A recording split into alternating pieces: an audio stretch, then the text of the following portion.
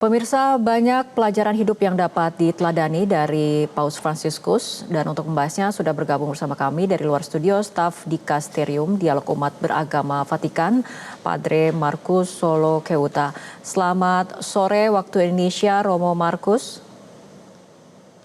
Selamat malam waktu Indonesia, Mbak Fitri.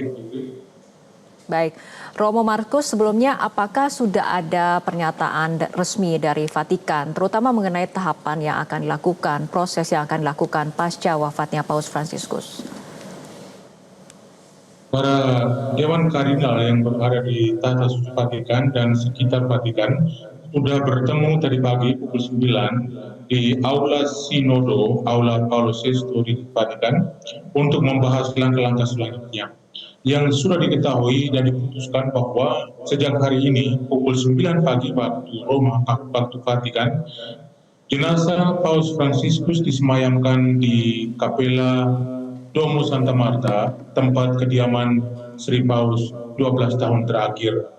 Di sini di video ini kita melihat di mana beliau disemayamkan. Persis beberapa menit lalu saya baru keluar dari kapel ini karena kami para pegawai diberikan kesempatan pertama untuk melayat dan untuk berdoa dan memberikan penghormatan terakhir.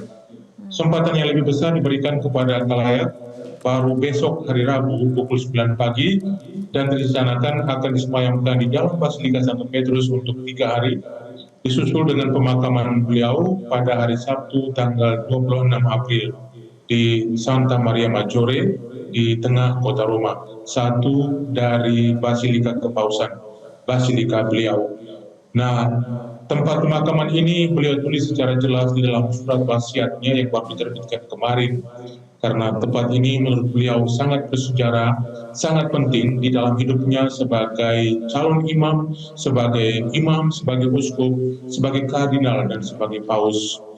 Dan segala sesuatu sudah juga diatur di dalam surat wasiat tersebut. Nah, penguburan ini tentu saja akan melibatkan banyak sekali orang, sudah melalui pelayatan yang akan dilakukan mulai besok, sehingga Vatikan saat ini sedang sibuk untuk menyampaikannya kepada para petinggi negara, para tokoh agama, dan siapa saja yang dianggap pernah menjadi mitra kerja Vatikan dan terutama Paus Fransiskus untuk datang dan menghadiri penguburan. Dan sudah direncanakan pula oleh Kolegium Kardinal bahwa konklav atau pemilihan paus baru akan berlangsung di Kapel Sistina di dalam Istana Kepausan di belakang layar dan di tempat tertutup antara tanggal 6 sampai 10 Mei mendatang. Jadi persis kurang lebih setelah 2 minggu sede vacante, tahta suci kosong, akan diberlangsungkan konklav untuk memilih paus yang baru. Untuk itu 135 kardinal akan diundang untuk hadir bersama agar melaksanakan konklav tersebut. Sedangkan 117 kardinal sayangnya sudah mencapai umur di atas 80 tahun dan tidak bisa berpartisipasi di dalam konklav tersebut. Romo Markus, artinya ada berapa kardinal yang bisa berpartisipasi dan berhak memilih paus baru nanti?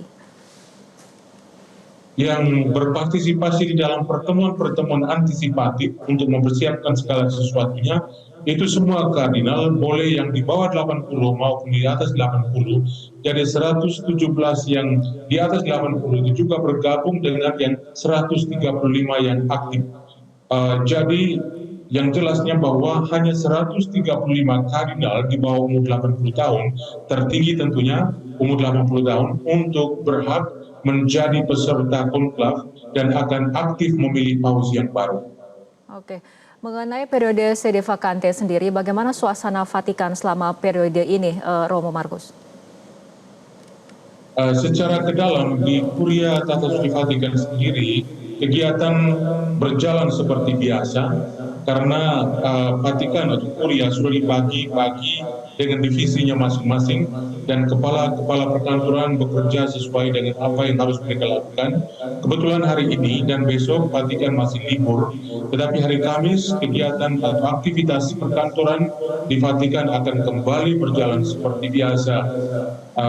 Vatikan sudah terbiasa untuk mengantisipasi sede vacante sehingga tidak ada sesuatu pun yang dicemaskan.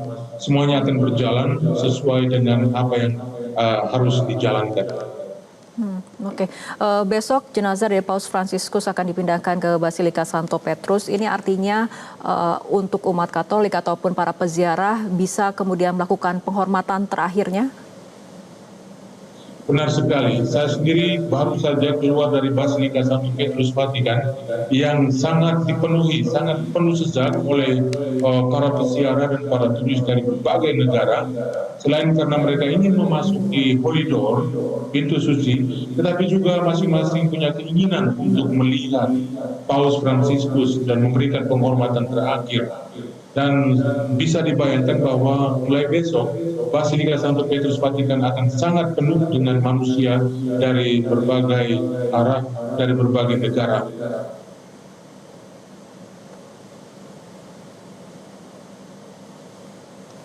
Ya, baik. Akan tetapi yang menyenangkan bahwa kesempatan diberikan kepada khalayak sebanyak 3 hari.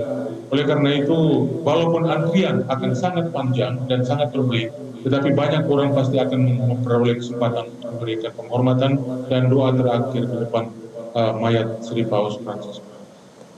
Baik, terima kasih Romo Markus telah meluangkan waktunya untuk berbincang bersama kami sore hari ini di Metro Hari Ini. Jelajahi cara baru mendapatkan informasi. Download Metro TV Extend sekarang.